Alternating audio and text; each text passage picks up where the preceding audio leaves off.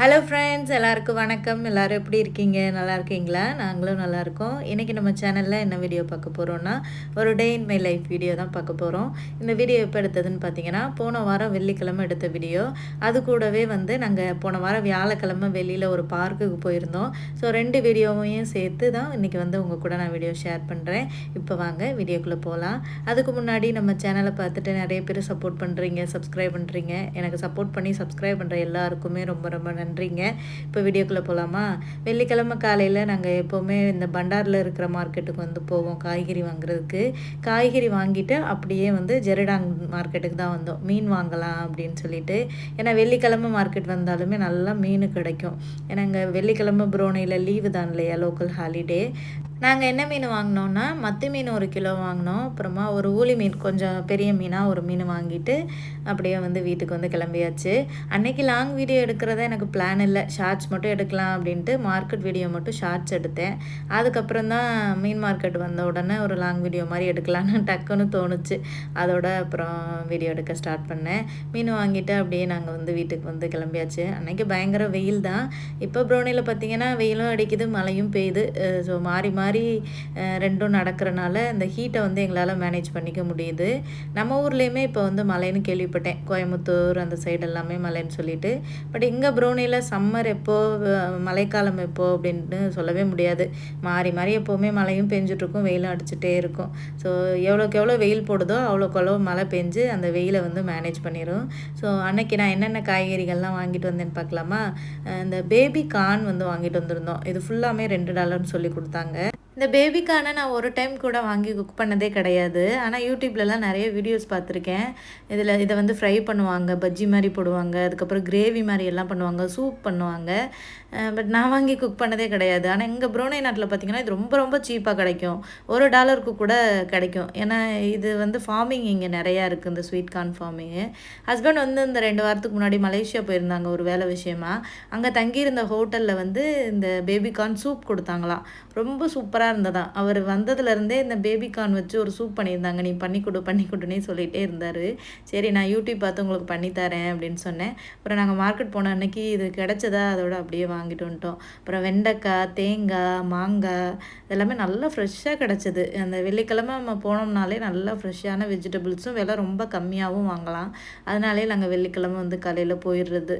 அப்புறம் வாழைப்பழமும் கிடச்சிது. நான் ஒரு 2 சீப் வாழைப்பழம் வாங்கினேன். ஒரு வாழைப்பழம் நல்லா பழுத்த பழமாக, ஒரு வாழைப்பழம் கொஞ்சம் அரைப்பழமாக வாங்கினேன். ஏன்னா அப்போ தான் அடுத்து பழுத்து அப்படியே சாப்பிட்றதுக்கு ஈஸியாக இருக்கும்.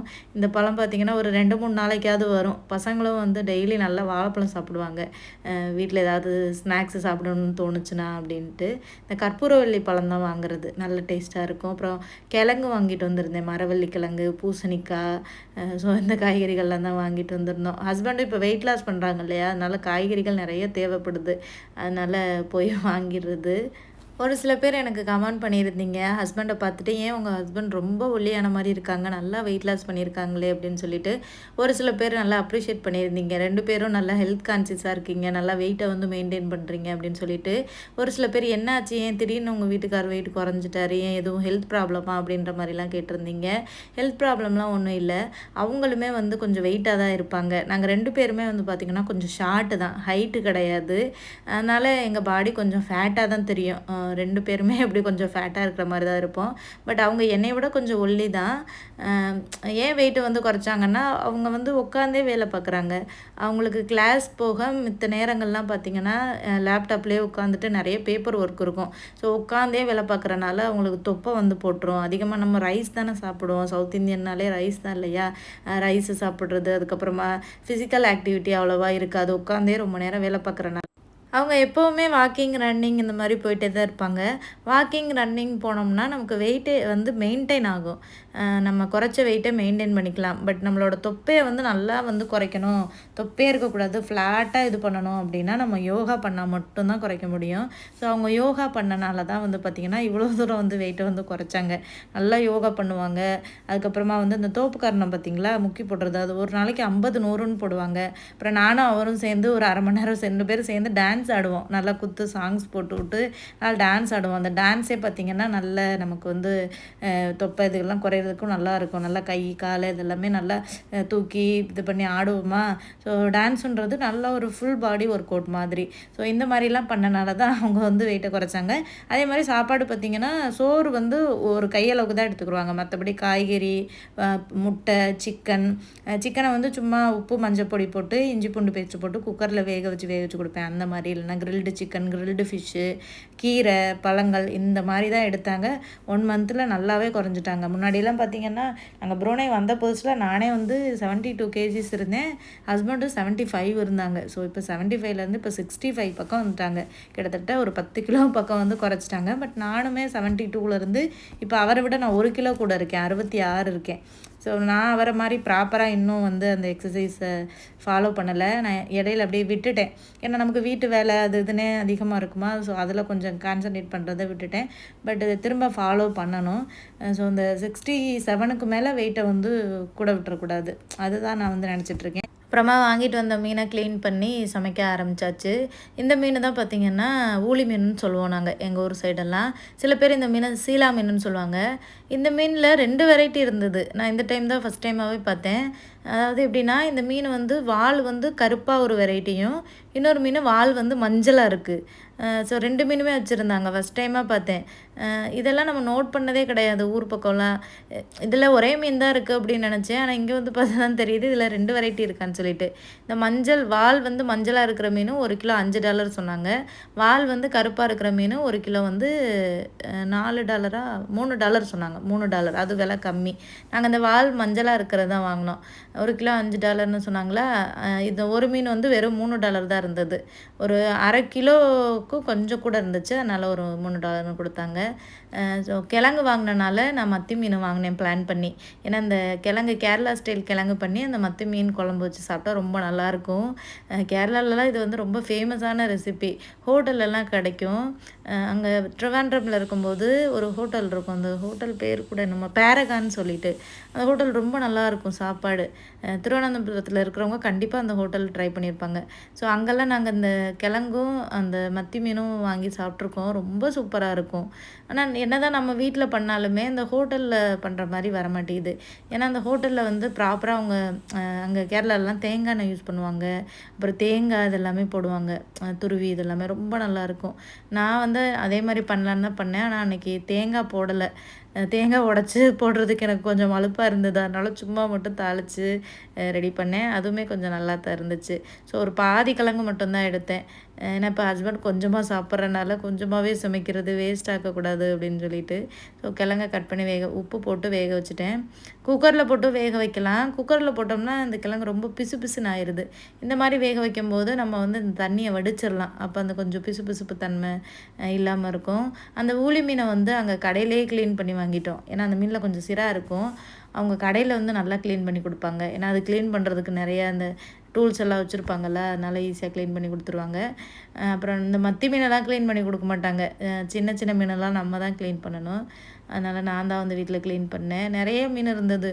1 கிலோ தான் கேட்டோம். நாங்கள் கூடவே அள்ளி போட்டாங்க. சில பேர் தாராளமாகவே சில டைம் அள்ளி கொடுப்பாங்க. சில பேர் ஒன்று கூட கொடுக்க மாட்டாங்க. ஒவ்வொருத்தவங்க ஒவ்வொரு மாதிரி. ஸோ க்ளீன் பண்ணிகிட்டு இருந்தேன். அப்புறம் என் ஹஸ்பண்ட் வந்து ஒரு ஜூஸ் போட்டு தரேன்னு சொல்லிட்டு ஜூஸ் போட்டு கொடுத்தாரு. ரொம்ப சூப்பராக இருந்தது இந்த ஜூஸு. இந்த ஜூஸ் எதில் போட்டாங்கன்னு பார்த்தீங்கன்னா இந்த கஸ்தூரி லெமன்னு சொல்லுவாங்க தெரியுமா. லெமன்லேயே சின்னதாக இருக்கும், ஆரஞ்சு மாதிரியே இருக்கும். கட் பண்ணோம்னா பயங்கர புளிப்பாக இருக்கும். இந்த லெமன் தான் இங்கே ப்ரூனேயில் இது நல்லா கிடைக்கும். நான் இதை எங்கே வாங்கினேன்னா அந்த மீன் மார்க்கெட் போயிருந்தோமா, மீன் விற்றவங்களே வச்சுருந்தாங்க. அவங்க வீடுகளில் காய்க்கிறத கொண்டு வந்து விற்பாங்க. மாங்காய், நெல்லிக்காய், இந்த லெமன் எல்லாமே. இது ஒரு பேக்கெட் $2 நான் வாங்கிட்டு வந்திருந்தேன். அதில் வந்து இந்த குலை மலாக்கான்னு சொல்லிட்டு ஒரு கருப்பட்டி கிடைக்கும். இங்கே தென்னை மரத்துலேருந்து எடுக்கிற அந்த பதனி வச்சு காய்ச்சிறது. அதை சீவி போட்டு இந்த லெமனை கட் பண்ணி போட்டு ஒரு ஜூஸ் போட்டு கொடுத்தாங்க. அவ்வளோ டேஸ்ட்டு. நம்ம ஊரில் இந்த நன்னாரி சர்பத்துலாம் குடித்தா எப்படி இருக்கும், அவ்வளோ சூப்பராக இருந்தது. பத்தலை. அவங்களே ஒரு 10-15 லெமன் கிட்ட போட்டாங்க. எல்லாருமே போட்டி போட்டு குடித்தோம். அந்த ஜூஸை குடிச்சிட்டு மீனெல்லாம் க்ளீன் பண்ணிவிட்டு கிழங்கும் வெந்துருச்சு. அதுக்கப்புறம் பசங்க வந்து இந்த கிரில்டு ஃபிஷ்ஷு கேட்டிருந்தாங்க. ஸோ அவங்களுக்காக தான் நான் இந்த மீனே வாங்கினேன். இந்த கிரில்டு ஃபிஷ்ஷு, கிரில்டு சிக்கன் இதெல்லாமே என் பிள்ளைங்களுக்கு ரொம்ப பிடிக்கும். எண்ணெயில் போட்டு பொரித்து கொடுக்குறத விட இது கொஞ்சம் கிறிஸ்பியாக இருக்கும் நல்லா அவனில் வச்சு குக் பண்ணுறது. அதனால் நல்லா விரும்பி சாப்பிடுவாங்க. ஸோ காரம் கொஞ்சம் கம்மியாக அவங்களுக்கு பண்ணி கொடுப்பேன். ஸோ அதுக்காக தான் இந்த மீன் வந்து வாங்கிட்டு வந்திருந்தேன். இந்த மீன் நம்ம ஊரில் விலை அதிகம்னு நினைக்கிறேன். ஏன்னா எங்கள் ஊரில் இது விலை கூட தான். 1 கிலோவோ 400 500 பக்கம் வரும். ஆனால் இங்கே ப்ரூனேயில் இது ரொம்ப கம்மி. கிலோவே $3 $4ன்றது ரொம்ப ஆச்சரியமாக இருந்தது. ஸோ இதுக்கு என்னென்ன மசாலா போட்டேன்னா கொஞ்சமாக மிளகாய் பொடி, கொஞ்சம் மல்லிப்பொடி, மஞ்சள் பொடி, கொஞ்சம் பெப்பர் பொடி, கரம் மசாலா பொடி, உப்பு, கொஞ்சம் லெமன் ஜூஸ், அவ்வளோதான். இஞ்சி பூண்டு பேஸ்ட்டு வேணும்னா சேர்க்கலாம். நான் சேர்க்கலை. இஞ்சி பூண்டு பேஸ்ட்டு சேர்த்தோம்னா குக் பண்ணும்போது ரொம்ப தண்ணி வந்து இதாகுது அந்த ட்ரேயில். ரொம்ப அப்படியே தண்ணியாக சுற்றி இருக்கா, அது தண்ணி வந்துச்சுன்னா அது குக் ஆகிறதுக்கு ரொம்ப நேரம் ஆகுது. அதனால் வெறும் மசாலா மட்டும்தான் போட்டு நான் அவனில் வச்சேன். அவனை வந்து 10 நிமிஷத்துக்கு முன்னாடியே ப்ரீ ஹீட் பண்ணி வச்சுருந்தேன். இந்த அவன் இருக்கிறதுனால ரொம்ப ஈஸியாக இருக்குது. ஆயிலும் வேஸ்ட் ஆக மாட்டேங்குது, ஆயிலில் பொரிக்கிற வேலையும் மிச்சமாகிடுது. அதனால் அவனில் வச்சுட்டேன். இது எப்படி ஒரு 1/2 மணி நேரமாவது ஆகும். 2 பக்கமும் குக் பண்ணணும். ஒரு பக்கம் மீன் வெந்துருச்சுன்னா இன்னொரு பக்கம் பரட்டி போட்டு குக் பண்ணணும். ஸோ அது ஒரு சைடு குக் ஆகிட்டுருக்கு. இந்த சைடு வந்து நான் கிழங்கு வந்து பண்ணுறேன். கிழங்குக்கு கொஞ்சமாக நல்லெண்ணெய் சேர்த்துட்டு கடுகு, சீரகம், பூண்டு தட்டி சேர்த்துக்கிட்டேன். 2 பச்சை மிளகா, கருவேப்பிலை போட்டு மிக்ஸ் பண்ணிவிட்டு அப்படியே அந்த கிழங்கு கொட்டிட வேண்டியதான். கொஞ்சம் மஞ்சள் பொடி போட்டு மிக்ஸ் பண்ணிட்டோம்னா கிழங்கு வந்து ரெடி. தேங்காய் வந்து சேர்த்தோன்னா இன்னும் நல்லாயிருக்கும். நான் தான் சேர்க்கலை தேங்காய், அப்படியே வந்து இறக்கிட்டேன். உப்பு வந்து நான் வேகப்போடையிலே சேர்த்தனால நான் இப்போ வந்து சேர்க்கலை. ஏன்னா உப்பு அதிகமாகிடும் அப்படின்னு நினச்சிட்டு. அவ்வளோதான், ஒரு சூப்பரான கிழங்கு வந்து ரெடி. இந்த மாதிரி கிழங்கெல்லாம் பார்த்திங்கன்னா ரொம்ப ஹெல்த்தியான ஆப்ஷன் தான். வெயிட் லாஸில் பண்ணுறவங்களும் சாப்பிட்லாம். சும்மா ஸ்நாக்ஸுக்கு கூட பண்ணி நம்ம சாப்பிடலாம். ஜங்க் ஃபுட் அவாய்ட் பண்ணிவிட்டு இந்த மாதிரி கொஞ்சம் ஹெல்த்தியாக நம்ம சாப்பிட்டோம்னா நல்லாயிருக்கும். ஸோ ட்ரை பண்ணுங்கள். நம்ம ஊர்லேயுமே இந்த கிழங்கு ரொம்ப ஈஸியாக கிடைக்கும்ல, சீப்பாகவும் கிடைக்கும். இங்கேயுமே இது விலை கொஞ்சம் கம்மி தான். இதுவுமே கிலோ $2 இந்த மாதிரி தான். ஸோ இங்கே ப்ரோனை ஃபுல்லாக காடு மாதிரி இருக்குங்க. சும்மா காட்டு செடி மாதிரி முளைச்சி கிடக்கும் இந்த மரவள்ளி கிழங்கு எல்லாமே. ஸோ இப்போ மீன் குழம்பு வைக்க ஸ்டார்ட் பண்ணிடலாம். புளி வந்து நான் அரிசி இருக்குது பார்த்திங்களா, அரிசி இல்லை, சோறு வடித்த தண்ணி இருக்குது பார்த்திங்களா, அதில் ஊற வச்சுருந்தேன். இந்த மாதிரி மீன் குழம்பு வைக்கும்போது அரிசி கழுவுன தண்ணி இல்லைனா வந்து அரிசி வடித்த தண்ணியில் புளி ஊற வச்சு அதில் பண்ணும்போது குழம்பு வந்து டேஸ்ட்டாகவும் இருக்கும், நல்லா குழம்பு திக்காகவும் இருக்கும்னு சொல்லுவாங்க. ஸோ நான் ரெகுலராக நான் ட்ரை பண்ண மாட்டேன், எப்போயாச்சும் தோணுச்சுன்னா இந்த மாதிரி பண்ணுவேன். ஸோ ஃபஸ்ட்டே நான் சோறு வடிச்சிட்டேன்னா அந்த வடி தண்ணி இருந்துச்சு. அப்புறம் டக்குன்னு ஞாபகம் வந்துச்சு மீன் குழம்பு இந்த மாதிரி வைப்போன்னு சொல்லிட்டு அதில் வந்து ஒரு லெமன் சைஸ் அளவுக்கு புளி வந்து சேர்த்துருந்தேன். அப்புறம் மாங்காவும் இருந்தது. மாங்காய் போட்டு மத்தி மீன் குழம்பு வச்சேன். ரொம்ப சூப்பராக வந்துருந்தது. இந்த எந்த மீன் குழம்பு வச்சாலும் நான் விருப்பப்பட்டு சாப்பிட மாட்டேங்க. ஆனால் இந்த மத்தி மீன் மட்டும் என்னென்னு தெரியல, எனக்கு அவ்வளோ பிடிக்கும். எங்கள் வீட்டிலேயே நான் தான் இந்த மத்தி மீன் அதிகமாக சாப்பிடுவேன். ஹஸ்பண்ட் கூட அவ்வளோவா விரும்ப மாட்டாங்க, ஏதோ சும்மா அளவாக சாப்பிடுவாங்க. பிள்ளைங்களுமே இந்த மீன் முள்ளாக இருக்குன்னு சொல்லிவிட்டு அவனுங்களாம் எடுத்து சாப்பிட மாட்டானுங்க. நான் தான் வந்து முள் பார்த்து எடுத்து ஊட்டி விடுவேன். பட் நான் மட்டும் இந்த மீனை நல்லா வச்சு சாப்பிடுவேன். நல்லா டேஸ்ட்டாக இருக்கிற மாதிரி இருக்கும். உங்களுக்கும் பிடிக்குமா அப்படின்றத கமெண்ட்டில் ஷேர் பண்ணுங்கள். ஸோ ஒரு 3 தக்காளி பழம் போட்டு கையால் மிக்ஸ் பண்ணிவிட்டு மிளகாய் பொடி, மல்லிப்பொடி போட்டு நல்லா வந்து கரைச்சி விட்டுட்டேன். அதுக்கப்புறம் மாங்காய் பாருங்கள், செம்ம பெரிய மாங்காங்க. இதுவுமே இங்கே மார்க்கெட்டில் தான் வாங்கினோம். $2ன்னு சொல்லி கொடுத்தாங்க. பரவாயில்ல, விலை எல்லாமே ரொம்ப பரவாயில்லங்க. இங்கே ஓரளவுக்கு சீப்பாக தான் கிடைக்கிது. நல்ல மாங்காங்க. இவ்வளோ பெரிய மாங்காவாக இருக்குது, ஆனால் பிஞ்சு மாங்காய். பார்க்கும்போது பெருசாக இருக்கே, இதை பழுக்க வச்சா பழுக்குமா அப்படின்னு சொல்லிட்டு நானும் ஹஸ்பண்டும் பேசினோம்.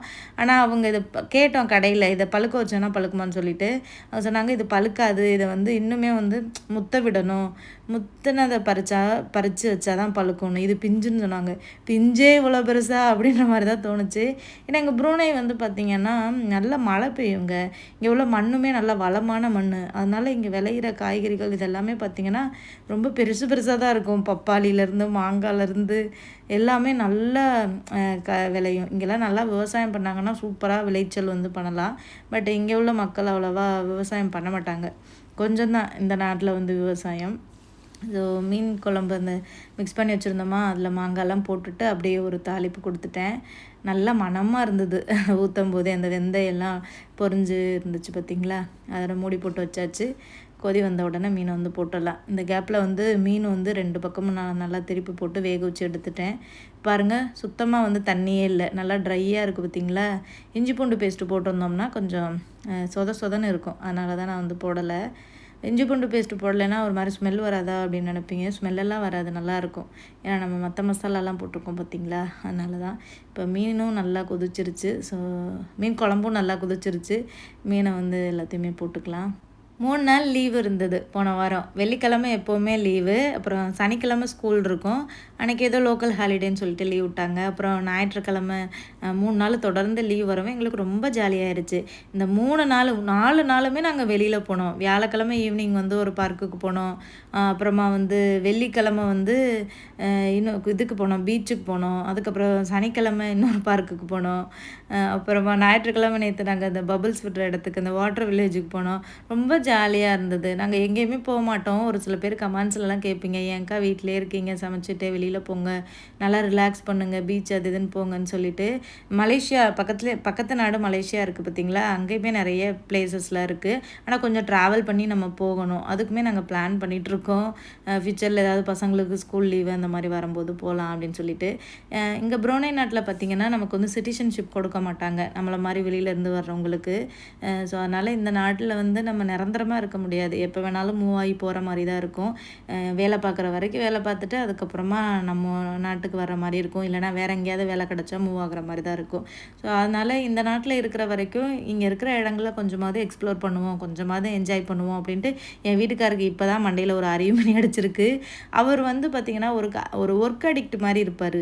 ஒர்க்கு ரொம்ப வந்து பர்ஃபெக்டாக இருப்பார். ஒர்க்கில் வந்து கரெக்டாக இருக்கணும், நம்ம வந்து அதிகமாக ஒர்க் பண்ணணும் அப்படி சொல்லிட்டு இப்போ தான் அவரை பேசி நான் புரிய வச்சுருக்கேன். வாழ்க்கையில் வேலை முக்கியம்தான்ப்பா, அதுக்காண்டி வேலையே வாழ்க்கை கிடையாது, ஃபேமிலி டைமும் ரொம்ப முக்கியம்.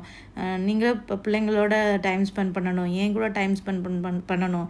அதுவே உங்களுக்கு வந்து பாதி ஸ்ட்ரெஸ்ஸை வந்து குறைக்கும், உங்களுக்கு மைண்டு பீஸ்ஃபுல்லாக இருக்கும் அப்படி இப்படின்னு சொல்லி அவரை எப்படியோ மாற்றி அதுக்கப்புறம் சரி ஓகே இனிமேல் நம்ம எல்லா இடங்களுக்கும் போகலாம், கொஞ்சம் என்ஜாய் பண்ணலாம், நீ சொல்கிறது கரெக்டு தான் அப்படி இப்படின்னு சொல்லிவிட்டு அவரை எப்படியோ டைவர்ட் பண்ணி கூட்டிகிட்டு வந்தாச்சு.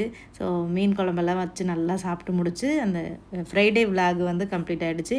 இந்த பார்த்துட்ருக்கீங்களா பார்க், இது வந்து நாங்கள் வியாழக்கிழமை ஈவினிங் போனப்போ கொஞ்சம் கிளிப்பிங்ஸ் எடுத்து வச்சுருந்தேன், அதை தான் இந்த வீடியோவோட ஜாயின் பண்ணியிருக்கேன். ஸோ இந்த பார்க்கு நாங்கள் ஃபஸ்ட் டைமாக வந்திருந்தோம். இந்த பார்க் வந்து எங்கே இருக்குன்னா புருனேயில் உள்ளவங்க போங்க, அங்கே வந்து மன்னர் வீடு இருக்குது பார்த்தீங்களா, மன்னர் பேலஸ், அதை தாண்டி நெக்ஸ்ட்டு வந்தோன்னா இந்த பார்க் இருக்குது. ஸோ இங்கே உள்ளேயே வந்து கார் பார்க்கிங் விடுறதுக்கும் வசதியாக இருக்குது. ரொம்ப பீஸ்ஃபுல்லாக ரொம்ப சூப்பராக இருக்குது. இப்போ பிள்ளைங்களை விளையாட விட்டுட்டு நம்ம வாக்கிங் போகலாம். நிறைய விளையாடுறதுக்கு இந்த மாதிரி வச்சுருக்காங்க. அதுக்கப்புறம் இந்த பேக் வாட்டர்லாம் இருக்குது, போட்டிங்கும் போகலாம், போட்டிங் பண்ணுறதுனாலும் பண்ணலாம். கொஞ்சம் பே பண்ணணும், நம்ம பே பண்ணிவிட்டு போட்டிங் போய்க்கலாம், நல்லா வாக்கிங் பண்ணலாம். ஸோ நல்லா இருந்துச்சு. இந்த ஈவினிங் டைம் வந்தபோது நல்லா ஜில்லுன்னு பறவைகளோட சத்தம் இது எல்லாமே ரொம்ப நல்லா இருந்தது. பசங்க நல்லா என்ஜாய் பண்ணி விளையாண்டாங்க. ஸோ இவங்களுக்குமே குழந்தைங்களுக்குமே ஒரு இது தேவைப்படுதுங்க. அவங்களுக்குமே இந்த விளையாடுறதுக்கான ஒரு இதை வந்து நம்ம உருவாக்கி கொடுக்கணும். நம்மலாம் சின்ன வயசில் அதிகமாக விளையாட தானே செய்வோம், நம்மளோட வாழ்க்கையில் அப்படி தான் இருந்தது. ஆனால் இப்போ உள்ள குழந்தைங்கள்லாம் ரொம்ப பாவம் தான் நான் சொல்லுவேன். ஏன்னா வீட்டுக்குள்ளேயே லேப்டாப்பே பார்த்துக்கிட்டு. ஸோ இப்போ உள்ள குழந்தைங்களாம் பார்த்திங்கன்னா எல்லாருமே ஒரு குழந்தை 2 குழந்தை தான் பெற்றுக்குறோம். அப்போல்லாம் நிறைய குழந்தைங்க இருப்பாங்க வீட்டில், 4-5 குழந்தைங்க பெற்றுக்குருவாங்க. ஸோ அவங்களே சேர்ந்து நல்லா விளையாடுவாங்க. ஆனால் இப்போ அதுக்கான வாய்ப்பு ரொம்ப கம்மி. அவங்களே வந்து ஒரு கட்டத்துக்கு மேலே அவங்களுக்கே ஒரு மன அழுத்தம் மாதிரி வருதான். ஸோ அதனால் குழந்தைங்கள நல்லா விளையாட விடுங்க அப்படின்னு தான் சொல்கிறாங்க டாக்டர்ஸு. நம்மளுக்கு எவ்வளோ மூட் ஸ்விங்ஸு, ஸ்ட்ரெஸ் இதெல்லாமே வருதோ அதே மாதிரியே குழந்தைங்களுக்கும் அவங்கள ஃப்ரீயாக விடலைன்னா வருதான். ஸோ அவங்களுக்குமே அந்த மாதிரி மன அழுத்தம் வருதான். ஸோ அதனால் நம்ம இந்த மாதிரி கூட்டிகிட்டு போகணும் பிள்ளைங்களை. அப்போ தான் குழந்தைங்களுக்கும் நமக்கும் இருக்கிற பாண்டிங்குமே கொஞ்சம் நல்லா இருக்கும். நம்ம கூட இருக்கும்போது நல்லா கம்ஃபர்டபுளாக ஃபீல் பண்ணுவாங்க. இல்லை நீ வீட்டுக்குள்ளே தான் இருக்கணும், டிவி பாரு, லேப்டாப் பாரு, இல்லைனா படி அப்படின்னு இந்த வயசுலேயே அவங்கள வந்து இது பண்ணும்போது அவங்களுமே வந்து மென்டலாக வந்து ஸ்ட்ரெஸ்ஸாக ஃபீல் ஆவாங்க. ஒரு பீடியாட்ரிஷியன் ஒரு டாக்டரோட இன்டர்வியூ பார்த்தேன். அவங்க வந்து டீட்டெயில்டாக அந்த மாதிரி சொல்லியிருந்தாங்க. அது கேட்டவுடனே எனக்கு கஷ்டமாக இருந்துச்சு. அவங்க சொல்கிற மாதிரி தானே நம்மளும் இருக்கோம், வீட்டுக்குள்ளே தான் இருக்கோம், பசங்களை எங்கே கூட்டிகிட்டு போகிறோம், லேப்டாப் தான் பார்க்குறாங்க, நம்ம மூஞ்சியை தான் பார்த்துட்ருக்காங்க, அப்போ அவங்களோட மனநிலை எப்படி இருக்கும்னு அப்புறம் தான் எனக்கு தோணுச்சு, நம்ம இப்படி இருக்கவே கூடாது, நம்மளோட லைஃப் ஸ்டைலை டோட்டலாகவே சேஞ்ச் பண்ணணும் அப்படி சொல்லிட்டு தான் நாங்களும் வந்து இந்த மாதிரி முடிவெடுத்து வெளியில் வரோம். ஸோ கண்டிப்பாக இந்த வீடியோ பார்க்குற நீங்களும் வந்து பார்த்திங்கன்னா வெளியில் போங்க. நம்ம நிறைய செலவு பண்ணி அங்கே போகணும், இங்கே போகணும், வெக்கேஷன் போகணும், ட்ரிப்பு போகணும் அப்படிலாம் இல்லை. நம்ம வீட்டு பக்கத்துலேயே பார்க்கு, பீச்சு இந்த மாதிரி இருக்கும். இல்லைனா நம்ம வாக்கிங் கூட போகலாம் வெளியில். ஹஸ்பண்ட் அண்ட் ஒய்ஃப் 2 பேரும் நல்லா மனசு விட்டு பேசணும். பேசாமல் இருக்கிறதே பெரிய ஒரு சிக்கல். நம்ம மனசில் என்ன இருக்குது, அவங்க மனசில் என்ன இருக்குது அப்படின்னு நம்ம ஓப்பனாக பேசும்போது தான் நமக்குள்ளே இருக்கிற பாண்டிங்குமே அதிகமாகும். ஸோ இந்த லாஸ்ட் வீக்கில் எங்கள் லைஃப்பில் நிறைய சேஞ்சஸ்ஸு. என் ஹஸ்பண்டுமே நானுமே நிறைய விஷயங்களை மனசு விட்டு பேசணும். இப்படியெல்லாம் நம்ம இருக்கக்கூடாதுப்பா, நிறைய சேஞ்ச் பண்ணிக்கணும், நம்மளுக்குள்ளேயே நிறைய கெட்ட குணங்கள்லாம் இருக்குது, அதையெல்லாம் மாற்றிக்கணும் அப்படி இப்படின்னு அவங்களும் என்கிட்ட சொன்னாங்க, நானும் அவங்கக்கிட்ட சொன்னேன். ஸோ 2 பேருமே நிறைய விஷயங்களை சேஞ்ச் பண்ணிக்கிட்டோம். ஸோ நம்ம வந்து நம்மளோட சந்தோஷம் நம்மக்கிட்ட தான் இருக்குது. அது வந்து நம்ம எப்படி வந்து அந்த சந்தோஷத்தை வெளிப்படுத்தி வாழணும்னு தெரியாமல் வாழ்ந்துட்டுருக்கோம். சந்தோஷத்தை போய் வெளியில் தேடக்கூடாது, அந்த சந்தோஷத்தை நாம் தான் உருவாக்கணும் அப்படின்னு தோணுச்சு. ஸோ அதனால தான் வெளியிலலாம் வந்து கொஞ்சம் மைண்டை ரிலாக்ஸ் பண்ணி நல்லா இருக்கும். ஏன்னா லாஸ்ட்டு ஒரு 2 வீக்ஸாகவே நான் ரொம்ப வந்து இந்த மூட் ஸ்விங்ஸ் அது இதுன்னு டிப்ரெஷனில் வேறு இருந்தேன். ஸோ அந்த மாதிரிலாம் வந்தனால தான் நாங்கள் 2 பேரும் இந்த மாதிரியான ஒரு டெசிஷன் எடுத்தோம். இப்படியெல்லாம் இருந்தோன்னா ஒரு கட்டத்துக்கு மேலே நம்ம பைத்தியமே ஆகிடுவோம்ப்பா, அதனால் இதை தாண்டி மூவ் ஆகி வெளியில் போவோம் அப்படின்னு சொல்லிட்டு. ஸோ நல்லா இருந்துச்சு இந்த பிளேஸ்க்கு வந்தது. பாருங்கள், போட்டிங் எல்லோரும் போயிட்டுருக்காங்களா. நிறைய பூக்கள் இருந்தது இந்த பார்க்கில். இந்த பூ பார்த்திங்களா, பூவரச மரம்னு சொல்லுவோம் நம்ம ஊரில். மஞ்சள் கலரில் இருக்கும், ஆனால் இங்கே வந்து கொஞ்சம் ஆரஞ்சு கலரில் இருந்தது. ரொம்ப அழகாக இருந்தது இந்த பூ பார்க்குறதுக்கே, நல்லா ரோஸ் மாதிரியே இருந்தது. அப்புறம் நிறைய டிசைனாக பூக்கள் இருந்துச்சு. இந்த பூ பாருங்களேன், ஒரு மாதிரி துணி மாதிரி இருந்தது, காட்டன் துணி மாதிரி. ஆனால் வந்து பூ, அதோட செடி பார்த்திங்கன்னா கொஞ்சம் கடலை செடி மாதிரி இருந்துச்சு. இந்த மாதிரி வெளியில் பார்க்கு, பீச்சு இந்த மாதிரி போகும்போது வீட்டிலே நம்ம ஏதாவது ஸ்நாக்ஸ் ரெடி பண்ணி எடுத்துகிட்டு போனோம்னா அங்கே விளையாண்டு முடிச்சுட்டு நமக்கு டயர்டானோன்னா உட்காந்து சாப்பிட்றதுக்கு நல்லாயிருக்கும். நான் போகும்போது ஒரு டேட்ஸ் பாக்கெட் வந்து எடுத்துகிட்டு போயிருந்தேன். எப்படியும் பசங்க அங்கே போய் விளையாடுவாங்க, டயர்டாவாங்க, ஏதாவது சாப்பிட்றதுக்கு கேட்பாங்கன்னு சொல்லிட்டு ஒரு டேட்ஸ் பாக்கெட்டும் தண்ணியும் 2 ஃப்ளாஸ்கில் வந்து எடுத்துகிட்டு போயிருந்தேன். இல்லைனா ஏதாவது கடலை, சுண்டல் இந்த மாதிரி வேக வச்சு கூட எடுத்துகிட்டு வரலாம். ஏன்னா இங்கேயுமே ஒரு சில கேண்டீன்லாம் இருந்துச்சு. பட் நம்ம சாப்பிட்றதுக்கு அந்தளவுக்கு விரும்ப மாட்டோம். ஏன்னா இங்கே உள்ள உணவுகள் தான் இருக்கும். என் ஹஸ்பண்டு சொல்லவே வேணாம், சுத்தமாக அந்த ஜங்க் ஃபுட்டே எதுவுமே வாங்கி கொடுக்க மாட்டார்.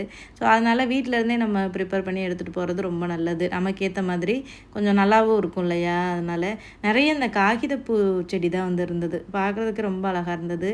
நிறைய கலர்ஸில் இருந்தது, ஒயிட்டு, எல்லோ, ஆரஞ்சு, அதுக்கப்புறம் பிங்க், இது எல்லாமே.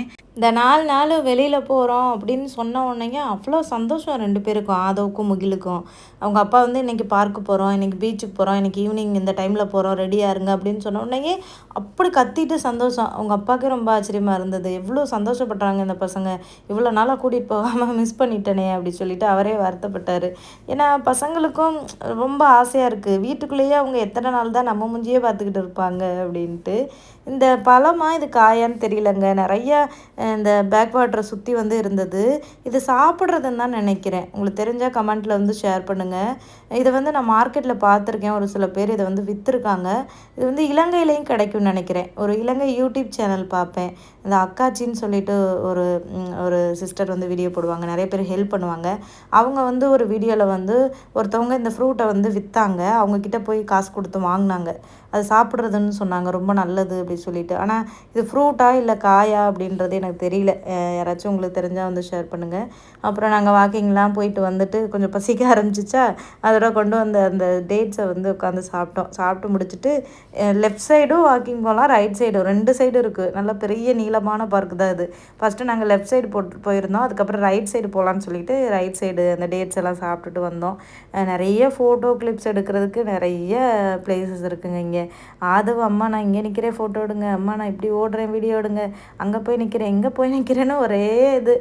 அப்புறம் கொஞ்சம் கொஞ்சமாக இருட்ட ஆரம்பிச்சிருச்சு. சரி ஓகே அப்படியே கிளம்பிடலாம் அப்படின்னு பிளான் பண்ணோம். அப்புறம் என் ஹஸ்பண்ட் வந்து யோகா பண்ணுறேன்னு சொல்லிவிட்டு அவர் வந்து பண்ணிகிட்டு இருந்தார், அதையே அப்படியே வீடியோ எடுத்தேன்.